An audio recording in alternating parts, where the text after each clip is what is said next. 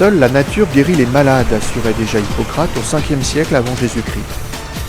Le père de la médecine occidentale conseillait déjà les bains d'eau de mer pour soigner les problèmes d'articulation.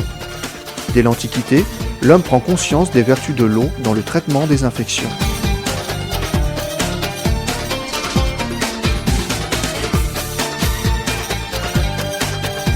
Nous avons choisi un centre de thalassothérapie à Djerba en Tunisie.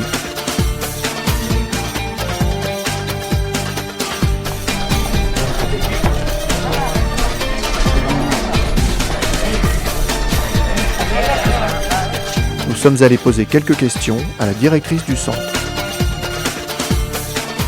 Alors, la Tunisie est le 2e pays au monde pour le nombre de centres de thalassothérapie, après la France. La France a 52 centres de thalasso environ, et la Tunisie au moins une vingtaine, et bien d'autres encore en préparation.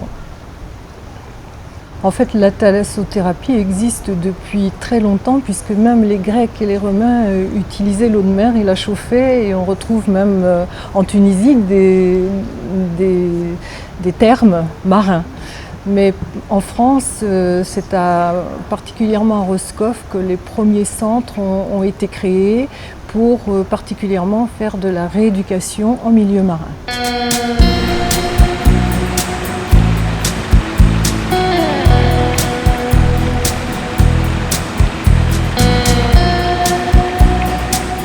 Le mot thalassothérapie vient du mot thalassa qui veut dire la mer et thérapie, soin avec de l'eau de mer.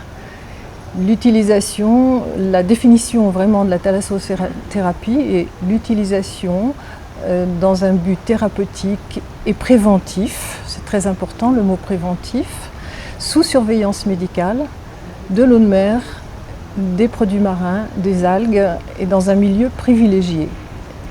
Alors pour avoir l'appellation centre de thalassothérapie, il faut vraiment être en bordure de mer, puiser l'eau de mer. Ici à Djerba, nous la puisons à 1 km, à 8 mètres de profondeur. Quand l'eau de mer est puisée tous les jours, parce qu'on ne peut pas la stocker puisqu'elle perd ses propriétés si on la stocke plus de 24 heures, donc on la fait décanter, ensuite elle est chauffée, et elle est distribuée dans tout le centre, dans les baignoires, les douches à jet, etc. pour les soins.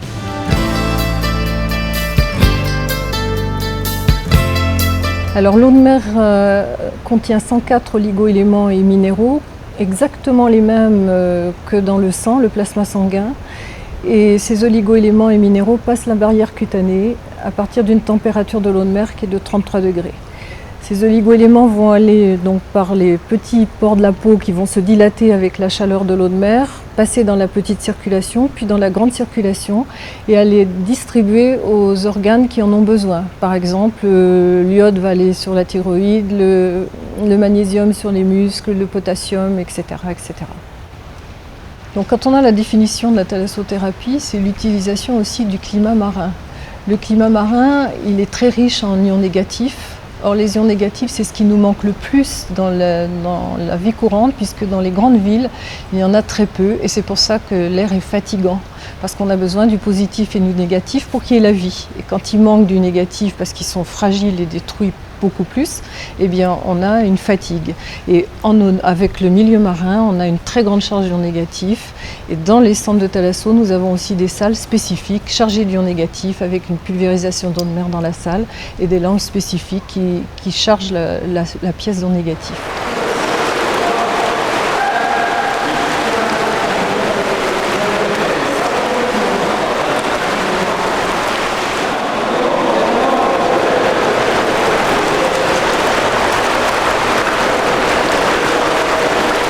Nous avons toutes les semaines un laboratoire qui vient nous faire des prélèvements dans les baignoires, dans les robinets d'eau chaude, dans les douches à jet, etc.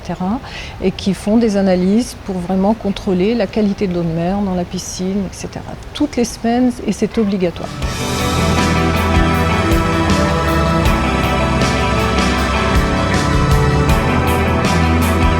Alors le déroulement d'une cure se fait de la façon suivante. D'abord, le curiste doit passer devant le médecin. Il a une visite médicale pour pouvoir définir avec lui les soins qui lui conviennent, qui sont adaptés à ses propres problèmes.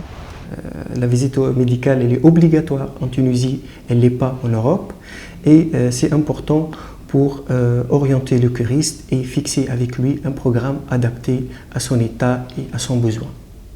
Et il y a bien sûr des contre-indications pour la thalassothérapie. Ces contre-indications, surtout les maladies qui sont en état de déséquilibre, ils sont maltraités. Surtout, on parle des maladies cardiovasculaires et toutes les maladies infectieuses donc, qui risquent donc de passer la maladie à d'autres curistes. Donc la thalasso, l'indication de la thalasso, donc il y a beaucoup d'indications, surtout la plus importante c'est le stress et surtout le stress professionnel, c'est l'indication la plus importante. Aussi les cures minceurs, aussi on a pas mal de nombre de curistes qui viennent pour l'amincissement et aussi bien sûr l'arthrose et le rhumatisme et bien sûr tout ce qui est traitement post-traumatique et les problèmes disons d'accident vasculaire cérébral et tous les paralysies organiques.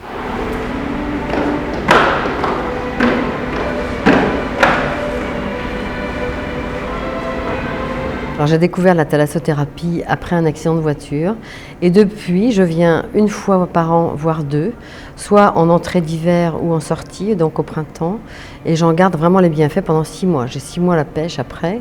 Pour une semaine, 8 jours, 7 nuits, on peut avoir autour de 1 000 € l'avion, l'hébergement, la restauration et la cure avec 4 soins par jour, dont un massage par jour, ce qu'on ne trouve pas en France. Donc c'est vraiment accessible, peut-être pas à tous, mais à quand même la plupart des gens, quoi.